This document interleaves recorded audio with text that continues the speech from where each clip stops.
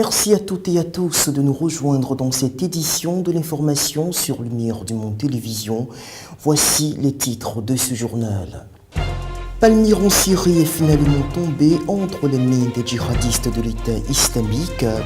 L'armée syrienne s'en est retirée, laissant craindre désormais des menaces pour la préservation des trésors archéologiques de cette cité plurimillénaire. La France a la mémoire longue, c'est avec ces mots que le numéro 1 de la diplomatie française s'est félicité de la mort d'Abdelkrim le Touareg. Ce chef djihadiste qui avait revendiqué l'assassinat de 2 journalistes français en 2013 a été tué dans la nuit de lundi à mardi lors d'un raid des forces spéciales françaises dans le nord du Mali. Et hier au Burundi, la tension était encore palpable dans les rues de Bujumbura avec des affrontements entre manifestants et forces armées. L'armée s'est emparée d'un quartier favorable à l'opposition. C'est une petite victoire à l'allure vindicative que la France savoure depuis hier avec la mort du chef djihadiste malien Abdelkrim le Touareg. Ce dernier a été tué dans la nuit de lundi à mardi en même temps que 3 autres chefs islamistes lors d'un raid mené par les forces spéciales françaises dans le nord du pays. Abdelkrim le Touareg, de son vrai nom Amada Agrama, était celui qui avait revendiqué l'enlèvement et l'assassinat de 2 journalistes français, Claude Verlon et Ghislaine Dupont, le 2 novembre 2013 à Kidal. C'est Abdelkrim Al-Targhi, de son vrai nom Amada Agagma, qui a revendiqué l'enlèvement et l'assassinat des 2 journalistes de RFI, Ghislaine Dupont et Claude Verlon, le 2 novembre 2013 dans le nord du Mali. Depuis le lancement de l'opération militaire Serval en janvier 2013, il était l'une des principales cibles de l'armée française. Le chef de l'une des 4 katibas d'AQMI, la katiba Al-Ansar, liée à quasiment tous les enlèvements de ressortissants français dans la zone. Tout d'abord, celui de Michel Germano, pris en otage en 2010 au nord du Niger, puis assassiné peut-être par Targhi lui-même. La katiba d'Abdelkrim le Touareg revendique ensuite l'enlèvement de Serge Lazarevitch, libéré en décembre dernier, mais aussi de Philippe Verdon, assassiné en juillet 2013.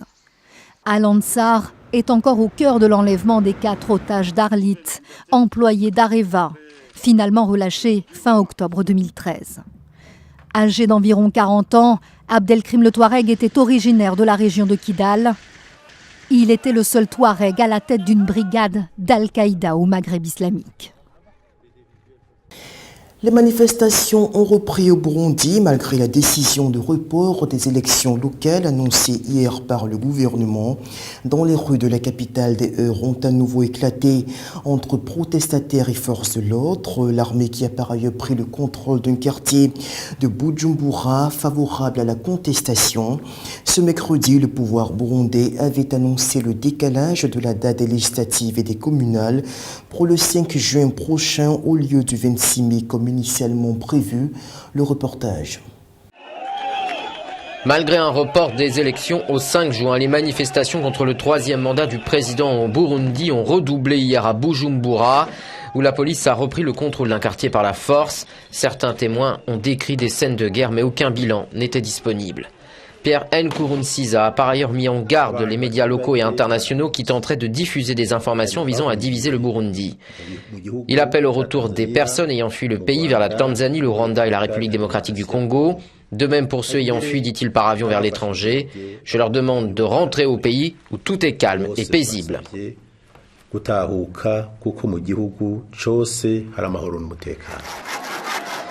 Depuis le début de la crise politique fin avril, plus de 100 000 personnes se sont réfugiées en Tanzanie et au Rwanda pour se mettre à l'abri par crainte de violences ethniques et règlements de compte. Les doutes persistent toujours quant à la trajectoire politique que compte emprunter le chef du gouvernement israélien Benjamin Netanyahou relativement à la création de l'État palestinien. Ce mercredi, au cours d'un point de presse à Jérusalem, le leader du Likoud a quelque peu désarçonné les caciques de la droite israélienne en affirmant devant la chef de la diplomatie européenne, Federica Mogherini, sa volonté de voir l'émergence d'un État arabe en Cisjordanie. Benyamin Netanyahou est-il favorable à une solution à 2 États? Le Premier ministre israélien souffle le chaud et le froid. Alors qu'il avait fait marche arrière sur cet engagement durant la campagne des législatives de mars dernier, il a dit hier qu'il soutenait la vision de 2 États pour 2 peuples lors d'une conférence de presse commune avec Federica Mogherini, la chef de la diplomatie européenne. Et la mesure visant à interdire aux travailleurs palestiniens d'emprunter les mêmes bus que les Juifs en Israël a été annulée le jour même de son entrée en vigueur hier mercredi par le Premier ministre Benyamin Netanyahou. Seulement le ministre de la Défense Moshe Yaalon, qui en est l'initiateur, persiste et signe. Ce projet vise à renforcer la sécurité des citoyens juifs. La mesure n'aura pas fait long feu. À peine entré en vigueur, Benyamin Netanyahou a ordonné la suspension de l'interdiction pour les Palestiniens travaillant en Israël d'emprunter les mêmes bus que les Israéliens pour rentrer chez eux. À l'origine de cette disposition, le ministre de la Défense Moshe Yaalon, qui avait déjà mis l'idée sur la table à plusieurs reprises. Et même après l'annonce de la suspension par le Premier ministre, Moshe Yaalon persiste et signe. Il souhaite présenter un nouveau plan de ségrégation entre Israéliens et Palestiniens. Tout État qui se respecte est en droit, en particulier dans la situation sécuritaire sensible dans laquelle nous nous trouvons, de contrôler ceux qui entrent et ceux qui sortent du pays. Voilà ce qu'il en est, et rien d'autre. Cette mesure était réclamée par de nombreux partis ultranationalistes. Ils se justifiaient par la volonté d'acquérir une meilleure surveillance des Palestiniens et éviter des agressions sexuelles supposées sur des femmes juives israéliennes. Mais cette volonté de séparation a été vivement décriée, à droite comme à gauche en Israël. Et sans surprise, elle est extrêmement mal perçue par les Palestiniens. Je ne sais pas ce que c'est cette histoire de séparation, c'est comme pour les Noirs et les Blancs aux États-Unis à l'époque. Nous avons travaillé toute notre vie en Israël. Eux viennent ici, nous allons là-bas. C'est difficile pour les ouvriers. Ils nous haïssent, vous comprenez ? Quand elle est montée dans le bus, cette femme a commencé à crier sur le chauffeur. Elle lui a dit « Vous n'avez pas peur qu'il vous poignarde dans le dos ? Si ça ne leur plaît pas, ils n'ont qu'à prendre un taxi. » Certains Israéliens se disent en faveur de cette mesure, non pas pour des raisons sécuritaires, mais pour des raisons pratiques. Je reconnais qu'il y a un peu de racisme ici, mais la logique, c'est que les résidents juifs d'Ariel auront une place où s'asseoir quand ils rentrent du travail et qu'ils montent dans l'autobus à Tel Aviv ou Ramat Gan. À l'heure actuelle, à Tel Aviv et Ramat Gan, il n'y a déjà plus de sièges disponibles. La ville de Palmyre en Syrie est finalement tombée entre les mains de l'État islamique après 5 jours d'affrontements avec les forces gouvernementales. Ce mercredi, l'armée syrienne a été éconduite de la cité antique suite à un revers infligé par les djihadistes qui ont bénéficié de la complicité d'habitants locaux. L'enjeu de la bataille de Palmyre est bien sûr la préservation des trésors archéologiques de cette cité vieille de plusieurs millénaires. En Syrie, les combattants du groupe État islamique auraient réussi à s'emparer de la totalité de la ville de Palmyre, qui abrite l'une des plus importantes cités antiques du Moyen-Orient. Cette prise intervient après de violents combats qui ont fait une centaine de morts dans la nuit dans les rangs des forces gouvernementales. La base aérienne, la prison et les bâtiments des services de sécurité seraient tombés aux mains des djihadistes qui auraient bénéficié de la complicité de centaines de résidents locaux, comme l'indique cet habitant de Palmyre. Ils ont conduit les djihadistes dans la ville, ils les ont aidés. Sans cette complicité, les combattants de l'État islamique n'auraient pas su où aller, ils n'auraient pas su quelles sont les rues, les maisons clés. Selon l'Observatoire syrien des droits de l'homme basé à Londres, les combattants de l'État islamique sont entrés sur le site archéologique de Palmyre, mais il n'y a pour l'heure aucune indication de destruction. Le ministre syrien de l'Intérieur a fait part de sa très grande préoccupation. Nous allons tout faire pour préserver ces antiquités qui constituent le patrimoine de la nation et de l'humanité.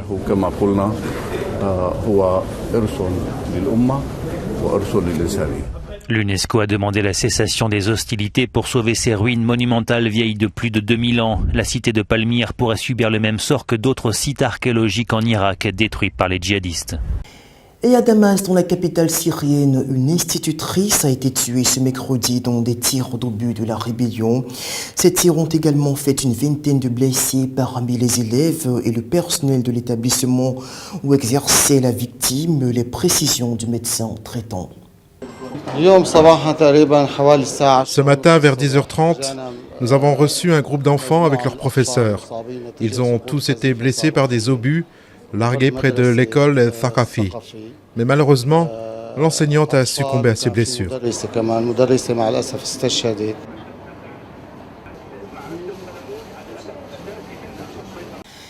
Dans 7 jours, les protagonistes de la crise au Yémen se retrouveront à Genève en Suisse pour des négociations de paix. L'annonce des pourparlers a été faite par le secrétaire général de l'ONU Ban Ki-moon qui a relevé que ces discussions visaient à déboucher sur une issue définitive à la crise militaire qui secoue le Yémen avec les combats entre milices houthis et forces pro-sunnites soutenues par une coalition arabe. C'est le 2 mai 2011 que le chef incontesté d'Al-Qaïda, Oussama Ben Laden, a été tué dans un raid de l'armée américaine à Abbottabad, dans le nord du Pakistan. Et bien 4 ans après sa mort, voici un reportage spécial sur l'autre identité du célébrissime commanditaire des attentats du World Trade Center à New York. Regardez. On connaissait Ben Laden, le chef terroriste à la tête d'Al-Qaïda. On découvre aujourd'hui dans les documents rendus publics par les Américains Ben Laden comme directeur des ressources humaines, chef d'une véritable administration.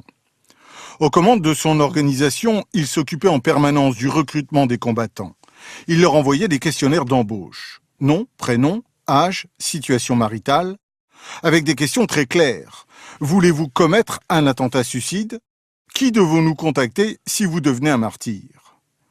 En fouillant la maison où il était caché, les Américains ont également découvert que Ben Laden s'intéressait beaucoup à la France. Il avait une vingtaine de documents et de livres sur l'économie et la défense. D'après les Américains, Ben Laden réfléchissait à l'idée d'une grande attaque pour mettre à genoux l'économie française.